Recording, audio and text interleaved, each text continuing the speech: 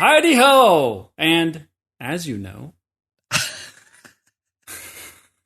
you going to keep going with that? This is Measure of an Episode, where our continuing mission is to explore what makes a Star Trek episode a proper Star Trek episode, and not just meh, or or TV. My name is Paul. Yeah. And your name is Jonathan. Jonathan, what are the criteria by which we judge these episodes? Did we like it? That's true. The most important one. That's the most important criteria. Right. How much are we bored? How much are we struggling through these episodes? No. Right. It's that is the prime directive of our podcast. Why didn't we call it the prime directive? Oh well. I'm sure there's a billion other podcasts that have prime directives. That's yeah, right. I guess that's fair. All right. So the first one is there sci-fi integral to the plot? And the second one is there a moral or ethical dilemma that is present within the episode, whether or not directly or indirectly being discussed? Did we ever decide whether or not it inspires conversation as well? I feel like that's what we decided on the Paradise Syndrome. Like it doesn't have to be within the plot itself, but it creates a moral or ethical discussion outside of the episode. I think that all that means is, was it a good episode? You know, I think good episodes tend to inspire, unless it's totally bad too. I guess really bad episodes inspire conversation, a different kind of conversation. Well, yeah, dishwater episodes really aren't going to do anything. So, you know, it's just, are we does it have to be within the episode itself? Like in Paradise Syndrome, did we fall on it being a Star Trek episode because it inspired moral discussion even though it wasn't in the episode? Or did we decide it wasn't because it wasn't in the episode? Just as a concept of it inspiring, I mean, any episode of television could inspire good conversation or bad conversation. I don't think this one would. The episode, we haven't even said what we're listening to or what we're watching. What we did watch? Yeah, that too. So we're watching, sorry, is it you? Whatever. We're watching Regeneration, which is episode 23 of season 2 of Enterprise. It drives me crazy when you do it backwards. We're watching Enterprise, season 2, episode 32? No, I wrote that down wrong. Season 7, episode 49. 23, season 2, episode 23, Regeneration. Borg casualties from a century... No, not a centaur earlier. Borg casualties from a century earlier. Spoilers. God. Are reanimated by a research team. The Enterprise is ordered to intercept them before they can escape. Yeah, that's a spoiler-laden blurb there. You feel? That sucks. Why is it being a century old a spoiler? Because, okay, in the cold open, so this whole, we should put forth here, I don't know why all of a sudden was Thomas Jefferson. We should establish that this whole episode is predicated on the movie First Contact, right? Star Trek, yes. The First Contact. Yes. So which was that very cool. Is not obvious at the beginning. It is not. So the idea it's that not obvious throughout the episode. You would just have to. They don't talk about that at all. It's. I mean, I guess they give a brief, vague allusion to it with Zephram Cochrane's speech, but right. I mean, you could watch this and never having seen First Contact and enjoy it just fine. Right. But I think by the time, like the second. After the main title happens, the first act, I guess. Okay. I think if you had seen First Contact and were in any way versed in Star Trek lore, you would catch on. This was predicated by First Contact. Yeah, no, I would agree with that, but I don't feel like it's a spoiler. I guess that's my point. How is it a spoiler? Because reading this, I can tell that it's obviously going to be based on First Contact. Well, okay, but maybe we should. But how is that a spoiler? That's what I'm wondering. Like, because how do you see that and you're like, oh, now I know what's going to happen, or you ruined it for me? Because I think one of the interesting parts about this is that they made this based on something that happened in one of the earlier movies. And I think that that's a fun fact that would be fun to discover through the course of the show and not just revealed to you in the blurb. At least for me. Okay. So I'd be curious if any of our listeners knew about this going into it. Or if you're listening at all to this podcast. If you are listening, send us an email and let us know. And do let us know. I'm very curious if you consider this to be a spoiler. I don't know if I'm I don't know. You apparently don't. Well, yeah, because it wasn't a plot twist that was revealed in the blurb, and it wasn't anything that was detailed in the episode. I mean, it's literally just a fun Easter egg. For me, a spoiler is exactly that. It spoils something about the episode. It's something, that is now tainted because you have that information going into it. And I don't think that this does that at all. I suppose you're right. I suppose the fact that it contains elements or, is about the first contact. I don't think that has any bearing on the plot at any point. Right. They can't learn anything because the only thing that they learn is that Zephyr Cochrane talked about it. Right. And was considered a crazy man. Yeah. Yeah. So I guess you're right. It's not really a spoiler in that sense, but it is a spoiler in the sense of the experience of the episode. It'd be interesting if they just said Borg. Mm-hmm. And that was the only part. That was the whatever, or just said Borg if the blurb was just Borg, period. But yeah, they actually never talk about, they never say Borg at all in the episode. No. And that must have been on purpose because later, jumping ahead, when they hail them and they hail the converted ship and they can sort of take over the Enterprise and they say, you will be assimilated, whatever they say. They left out the part where they say, we are the Borg. Uh-huh. And that must have been on purpose. Yes. Why? I don't know why that was important. I guess so that it wouldn't be inserted into the... See, this is the problem with time travel plots. Is now there would be something in the permanent record of the Federation of what these Borg or what these beings, these, whatever you want to call them, robots looked like. And so now when Q in the future takes the Enterprise to the Delta Quadrant and introduces the Enterprise to the Borg, technically Data is going to recognize these beings at this point. Oh, yeah, no, that's a fair point. Because they did go to great lengths to avoid them being called Borg, having it be a major, they had to destroy it completely so there couldn't be any trace of it for the future. Right. Yeah. Right. But they have pictures of it, right? They have pictures. Right, yeah, Phlox they clearly did. He's going to put his information into the database about what he was assimilated with. Mm-hmm. And you know damn well that Phlox is going to keep some of these nanoprobes to study, right? Yeah, I mean, that would make sense, but I think because he was the only one on the ship and he had to destroy them all in his body, I don't think he was able to keep any. But I think if he could, he did. Well, he said he extracted them. You're right, he did. And even if they're dead, even if they're not working anymore, you still have the physical things that aren't working.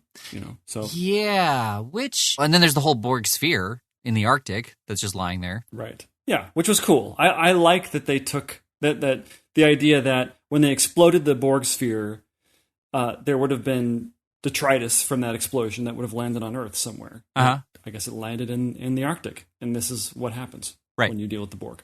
It was cool. I liked the whole opening. I mean, it was such a TV set, Oh, yeah, for sure.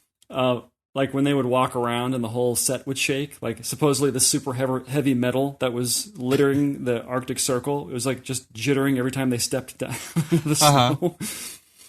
They do this thing where they say the Borg, where they analyze the genetic makeup or whatever of one of the drones, and they recognize that it's one of the human researchers, but they say, this isn't a human anymore. This is something different, which makes me wonder with Picard, how much of Picard is still Picard?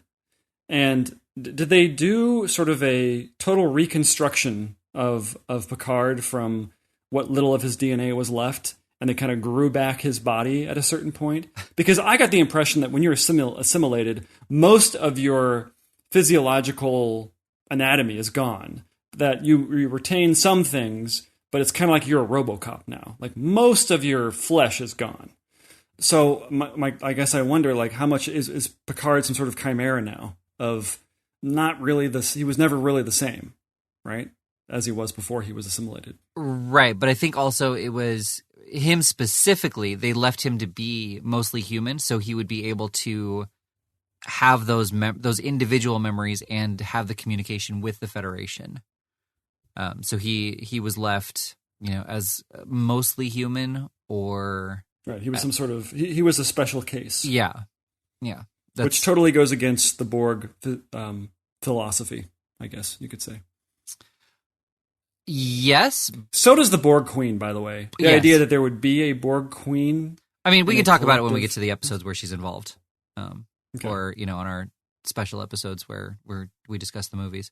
The assimilation, like, not only was it, like the DNA was not human anymore, but also, I mean, we're kind of there. So the Tarkalians, they had metal under their skin on their face now. What really struck me about that was they didn't have any metal that they were using to put that on them. So it was literally the nanites were converting their biology into metals. Is that how that works? So, okay, so this actually leads into something like my favorite part of this whole episode, the coolest sci-fi moment for me, which is the Enterprise is chasing the Borg ship. Mm-hmm. And they finally come upon it, and T'Pol says something like, their ship has increased their mass by 3%. And, which is impossible, unless they stopped in mind for stuff. Right. Right? They can't make matter out of nothing. Right. So that sort of points to how much more advanced the Borg are, because obviously they have some way of making something out of nothing, because they did this twice. They did this in the scenario that you're talking about, and they put a button on it when they said the mass of their ship has increased by 3%, which would be a ton. Right. Not literally a ton. No, a couple tons. It would be, that it doesn't matter. The fact that it's any amount is a lot. Yes, any amount, any percentage of a gigantic ship. So, that's amazing. Like, I want to hear more about that. How do they increase their mass by so much over the short period of time? Right. And how are they creating? I mean, they even showed this happening where they showed when the half drones were trying to kind of take over the Enterprise in a way to sabotage it. And they show them put their tubules into the plating of the whatever instruments that they got, and it's just, you see it sort of creating itself and sort of taking over the insides. And so that's 3 examples of just matter coming out of nowhere, right? Or I guess matter maybe being, No, this is a science fiction show, Jonathan. Right. It's just technology that we don't understand yet. Yeah, exactly. No, that part I actually rolled my eyes at when she stuck her tubes into the tech panel, and it just like it like Photoshop phased from the panel to, like there was no rearranging of the material on its own. It was like it just rematerialized as the Borg panel. Exactly. I totally agree. Like, you can't reassemble matter that quickly, right? It becomes, like you said, it turns into magic. Yeah, but that was the most interesting part, is that they're somehow not just reassembling, but creating matter out of nothing. Well, and converting the matter that is there, I mean, right. Like the nanites are so advanced that they are able to change the molecular structure of biology into a mineral. Yeah, or they're taking energy and creating matter from energy, I guess. Right, but they showed on the inside that the body was already becoming, cybernetic. Right. Yeah. We don't know. I mean, I think that's part of the fun of the Borg, is that they are so advanced that we have no reference point for how they're doing what they're doing. They just do it. It's an unstoppable force that it's imperative that they don't touch you. Unless you're Malcolm and you're on their ship, then that's okay if they touch you. Because that happens. And the Borg tries to assimilate Malcolm for some reason. And then that's the scene where Archer rips a Borg tube out of the Borg drone's head, and that incapacitates him somehow. That's all you have to do. It's like that's the equivalent of kicking a Ferengi in the ear. Well, it's interesting because, like, I get the danger of being close to them, but it seems as though you have a better chance of defeating them in hand-to-hand combat than you do with long-distance weapons. Yes, I agree. The problem is they're very strong. Right. And they're not super consistent, the writers or whatever, with this in terms of, I mean, if you can throw a human across the room, you can block a punch pretty successfully. But I mean, you also have seen how slow they move. It's just because you can doesn't mean you'll get to it in time. Right. Yeah. Also, why don't the shields block? If they can block a laser, why can't they block a punch? Well, because that's more energy reflective. Not, I mean, I guess it is energy, but it's not matter. There we go. It's not matter repulsive. I guess that's true. Saved again by Jonathan. I mean, it's something that I've always wondered, but I feel like it makes sense. Like, I guess my confusion would be when, like, you could use a bullet on them because that's matter being pushed through. But then why did the bullets from the holodeck work on the Borg? Because that's, even though it feels solid and it doesn't stop at any actual living tissue, it's still repulsors and light. Like, it's not the image actually isn't actually there. I guess we would be able to answer that if we knew more about the holodeck and how it and what kind of energy it uses to pretend to be matter. Because it's not matter. It's pretending to be matter with force fields, etc. So right. I don't know. That's a good question. If you eat on the holodeck and then leave, are you hungry? I don't know. That's a good question. Like, at what point? Like, if you like you eat something that doesn't agree with you on the holodeck, can you just leave? I don't think.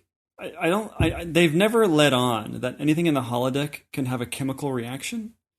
So even if you tried to eat something and it didn't just disappear the second that it went into your body, it wouldn't taste like anything. I see what you're saying. Right. And so even if you could swallow it, it wouldn't do anything. I guess you could, if you stayed in the holodeck for a couple of hours or a couple of days, it would be like corn.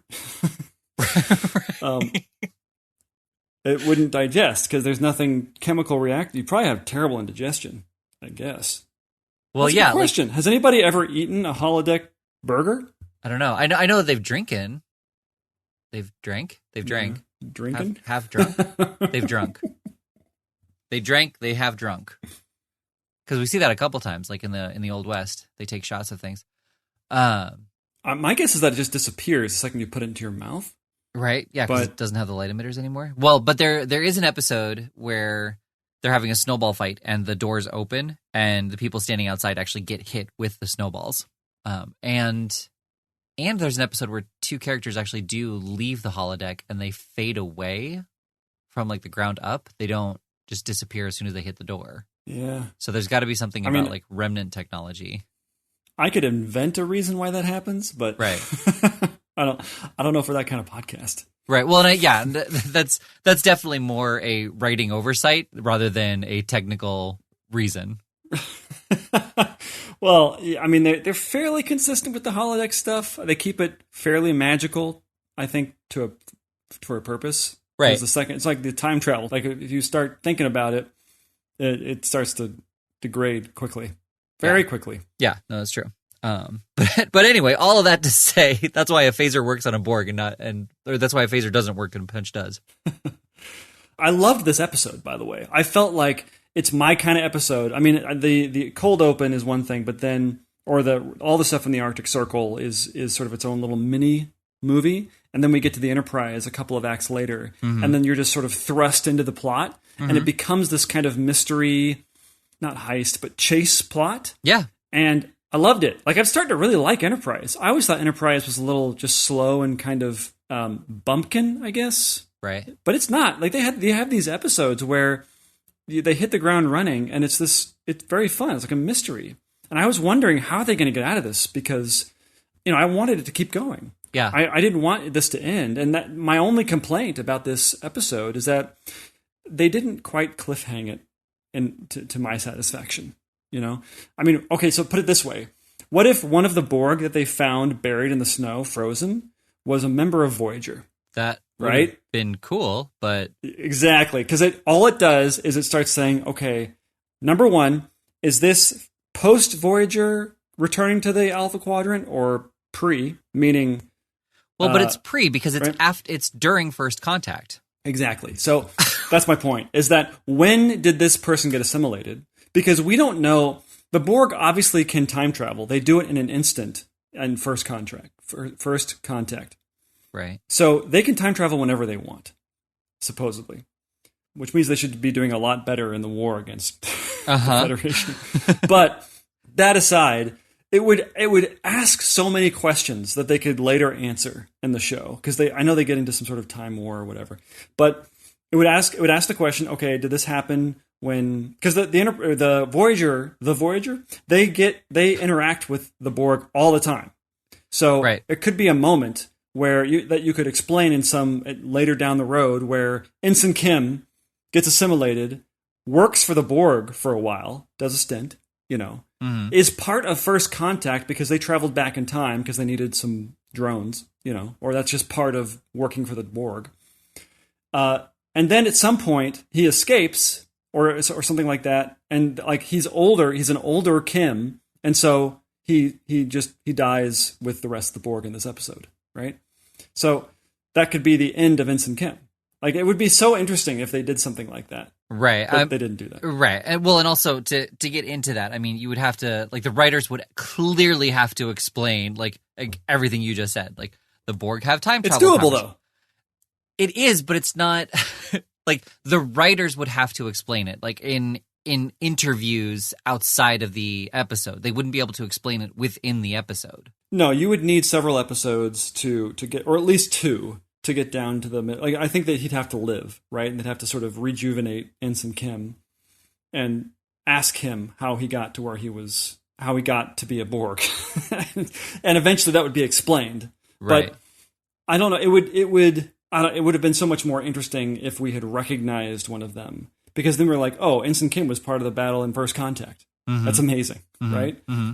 And maybe you could have some sort of hocus pocus where he's injected with some sort of chronometric nanites that eventually will return you to original timeline after, losing contact for a certain specific amount of time, right? Right. You could explain it away in a way that would make him just sort of disappear into the future, right? Mm-hmm. But I don't know. I would have liked that. I would have liked, stretch the plausibility a bit to give me something interesting to chew on, which is how I like to consider my cooking. Stretching it to the point where you get something you can chew on? Yeah, the plausibility this is food, just so it's something I can chew on. But I really liked this episode, I have to say. Yeah, I did too. It was a well-crafted episode. I don't think it was a Star Trek episode, though. And I feel like that's kind of the running theme with Enterprise so far, is that it's good episodes, it's got good sci-fi, but it's action, so there's not really moral or ethical dilemmas. And so it just it's fun to watch, but it's not proper Star Trek. So I have to disagree. So with the first criteria, which is the science fiction criteria, mm-hmm. I think there's plenty of science fiction in this. I think the premise that they found the Borg having been iced over for 100 years, right, from the First Contact thing, and then having to reanimate them, regenerate, to quote or to name it. Yep, the eponymous. Yep.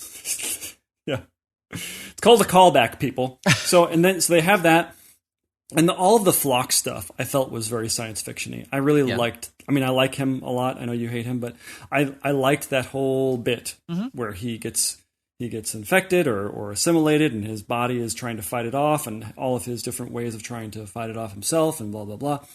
The second criteria, which is the morality, Archer has a big problem killing these people, and he obviously he talks about it with T'Pol. Right. T'Pol tries to console him. He strangely, Archer goes to a Vulcan for consolation.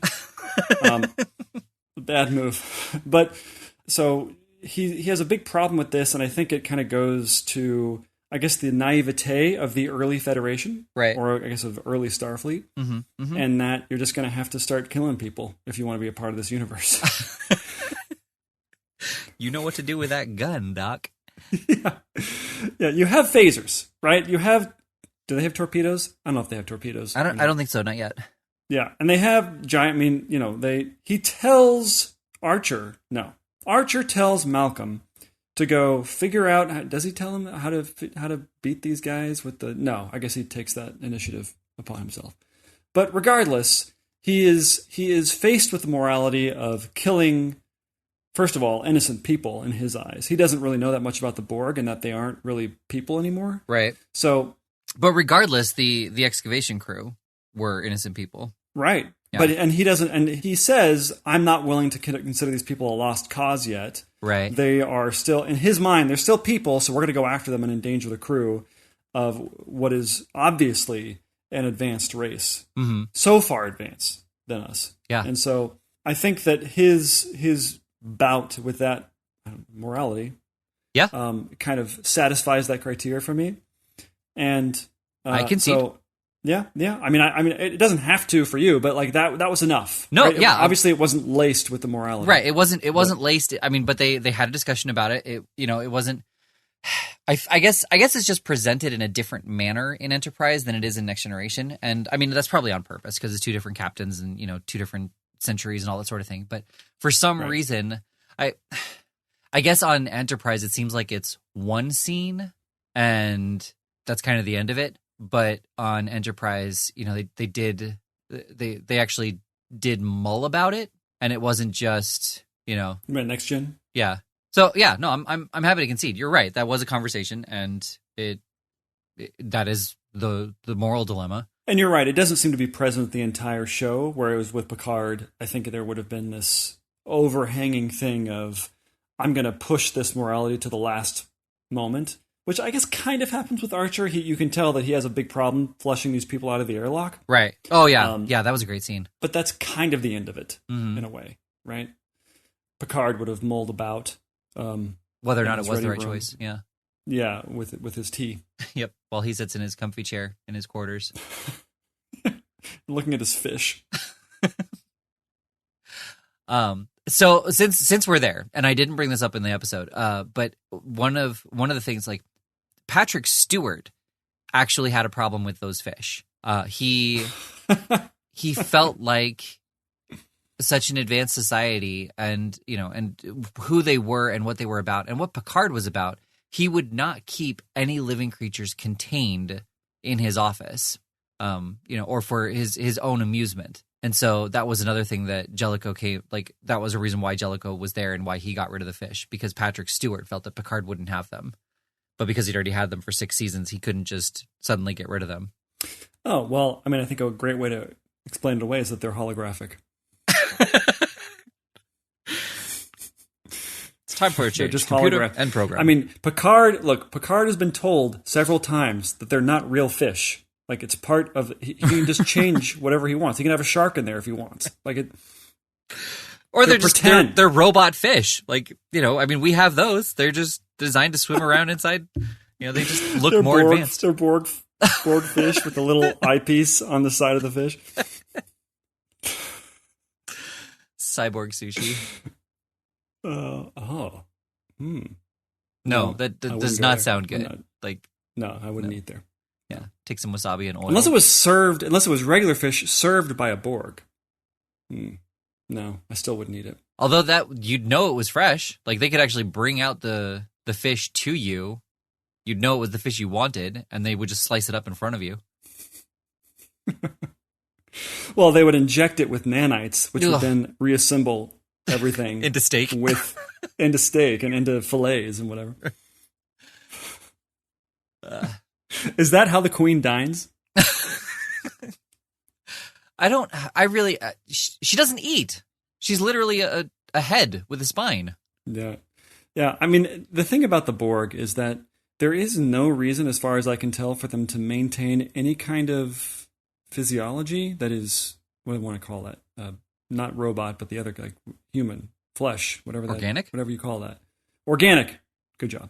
Thanks. I understand the need to do that because it's much easier to have actors play robots. Right. That look like, but if you want to take the robots from Interstellar, right, which are not humanoid, they're just sort of blocks that walk around. Like, that makes more sense as a robot. Like, robots would not be one size fits all. They would have different forms for different purposes.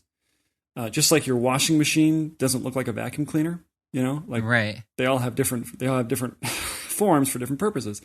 So the idea that there would just be one size fits all, I mean, there would be battle droids, Mm-hmm. or battle, I should not say that. I'm sorry I said that. battle drones that maybe, why wouldn't they have 6 arms? Right. One that had 2 guns, 2 grenade launchers, and I don't know. So there's that element that is sort of goes against the logic of if you can make a drone out of anything, that they should truly be made into any form.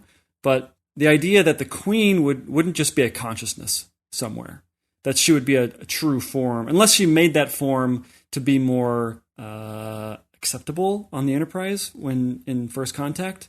That She could be. made herself. Mm-hmm, right. Yeah. Actually, wouldn't it have been awesome if they assimilated Beverly Crusher, and Beverly Crusher, or the Queen, inhabits Beverly Crusher for the course of that movie, and then somehow they save her at the end, right? Right. But Beverly Crusher is then the Queen, sort of done up in makeup and stuff. Like, it would have looked amazing. And then they bring back Dr. Pulaski to cure Dr. Crusher. oh. But she's much younger in the past. They have to find her in the past to cure her. Oh my God, how old is she? Yeah, she's really old. I don't know if they covered that, but very old. But they have to go find her on Earth. Or her ancestor. There you go. They had to find her ancestor on Earth. Wait, you mean when she's in residency or something? Is that what you mean? So to explain the humanoid shapes in a plausible way. So it could be kind of like the Matrix, how they tried to make them with, arachnid legs and 6 arms and just fully automated weapons and all that kind of thing. And the alien minds just rejected it because it's not what they had been raised with, and so they just couldn't handle that stark of a change. And then the other part of it too is if they can create mass out of nothing, why do they need bodies to change into population? I guess that's because of what they can assimilate from the brains, all the technology and know-how, and I guess maybe there are cultural things that they can assimilate that are beneficial or useful in some way. Right. I don't know. That never gets expressed. Mm-hmm. They all seem to act exactly the same. They don't seem to assimilate anything besides humanoid forms. So 2 arms, 2 legs. Mm-hmm. There's no blobs walking around or anything like that. Like the thing that Geordi fights in Aquiel. Just amorphous blobs with the eyepiece on, Right. Well, yeah, but I feel like the blob would have actually absorbed the Borg. Right. I really. Oh, that's true. Yeah. Right. Oh, that would be so cool too. What if they had to work together with the blob, what a species, whatever that was, to say, look, you're the only thing that can beat these things. Right. You got to go in. You're going in. Yeah. And there's actually an episode. Oh man, I hope we get to it sooner than later. There's a Next Generation episode that we can continue this discussion. Just talking about like different species that could help fight the Borg. Oh, that would be such a good movie if like they just they defeated the Borg once and for all by collecting all of these alien races that could fight aren't the humanoid. Borg. Yeah. Yeah. I think you've just come up with the best movie ever. Yeah, it would just be. I mean, it would essentially be like Ocean's 11 or some kind of movie like that, a gang heist movie where the Federation is going around to all these different people and saying like, okay, here's we need you guys to come together, and here's how we're going to defeat the Borg, but just done in a more serious fashion, so it's not played with like in that tongue-in-cheek way. I mean, obviously, animation would be the best way to do this because it would be so hard to do otherwise. Lower Decks, looking at you. So, did you like the episode? I did. Yeah. No. Okay. I thought it was a great episode. I think that if you think about it too hard, you will find like temporal continuity errors. But I think that on the surface, they did a pretty good job of ensuring that the Borg are first met with the Enterprise, and not now. Right. They kind of, they did not eliminate that unless Q just magically gets rid of it. Right. Right. Q is like the magical stopgap, Well, I guess. it kind of seemed like Borg technology works in conjunction with the Borg. So, like, if you had the Borg pieces of their ship, you would not be able to reverse engineer much, if anything, because you had no Borg collective to run it or to repair it. Right. You know, so that was kind of the impression I got on this. So like, but it's so it's so visually distinctive that you would still, even if you didn't know how it worked, it would be studied endlessly, right? Right. I mean, even if you just saw pictures of it, it would be recognized. I mean, Data has he knows everything, I guess, when it comes to just hard data, so he would just recognize it. Yeah. Well, and Tasha Yar knows everything about hard data too. Oh, snap. You're talking about his penis, right? Yes. Okay. Yeah, she has. I understood. I just want to make sure right. Audience understood. Yeah, there was definitely a disk drive going on there. Another snap. Snap 2. The dark snap. Snap returns. It's the snap that returns of the snap. Yeah, no, I thought this was a great episode. Like I said, like it was a great sci-fi action. I just didn't see the moral or ethical dilemma. You presented that, so that conversation took place. That was definitely the moral dilemma that Archer dealt with. So yeah, I will concede on that one. Okay. And change my no to a yes. If we were keeping track of all of the yeses, which we will, which we will eventually. That's getting harder and harder to do, by the way, because we're at episode 30 now, and we're still not doing it. All so right. I think eventually we need to just hunker down and start making a list. Okay. Which I'm sure we'll talk about next episode. Tune in next week when we talk about how we're not doing that still. Hey, it's no, Labor Day weekend was last week, so yeah, nope, that's not gonna happen for a while. I've got fall break coming up in like 3 weeks, I think. So yeah, I can take care of it then. That's not gonna happen. All right, so are we? Maybe for our 100th episode, that will be something that happens. There you go. Cool. So are we done? Oh no, I did want to say the Tarkalians actually have been brought up since DS9, and this is the first time in release chronology that they have ever appeared, and it's the only appearance they ever have. That's so weird. I wonder if they just have like a random race generator that they just click a button and they're like, oh, this is from this, and you can do it with this. And okay, so that we'll use that one, right? Like the writers? That must be what they do. Yeah, the writers. Yeah. Yeah, well, I mean, this is the only series where denobulins have been a thing, right? I'm pretty sure. Yeah, they got rid of that.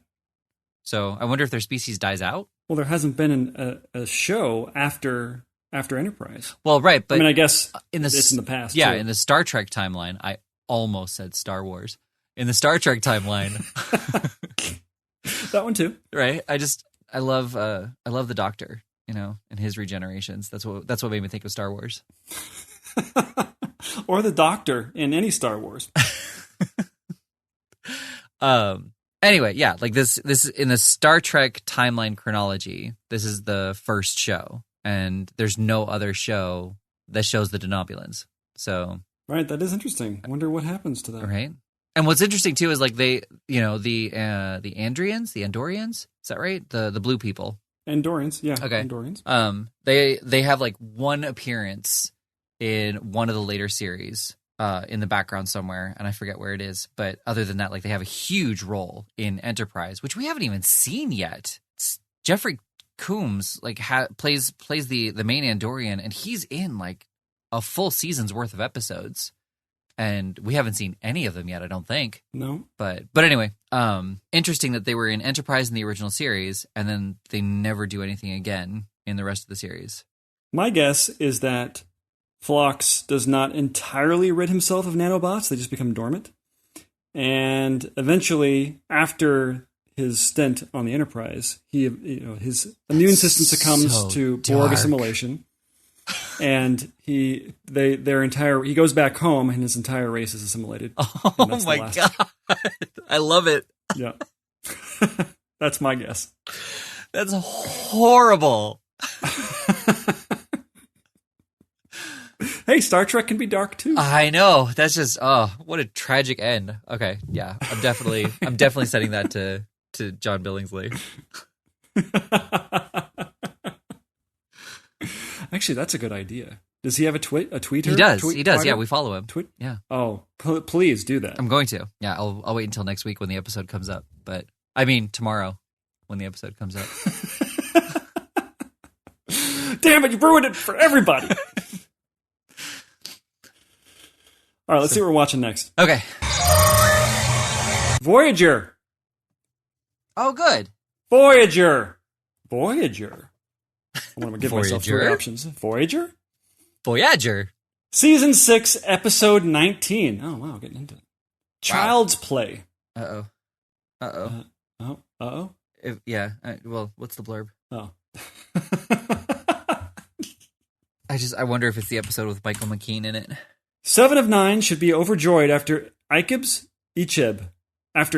parents are located, but she's suspicious when told about his original assimilation circumstances. Oh, it's a flashback episode. And the thumbnail is just her lounging. Who, 7 of 9? No, Janeway. Oh.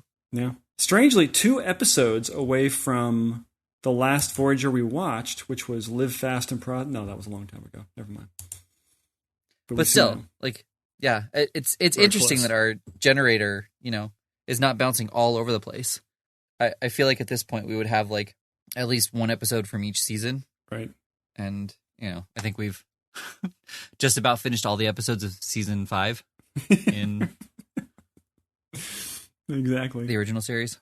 What's funny about this blurb is that it's passing judgment on 7 of 9. 7 of 9 should be overjoyed after all right, blurb, mind your business. Right. Yeah, I wonder if there's other people who say that enough to her. Like, why aren't you happy about this? We found his parents. You should be happy. You should be overjoyed. I know, 7 of 9 can we get off my junk about each of parents? Right. All right, well, let's go watch it.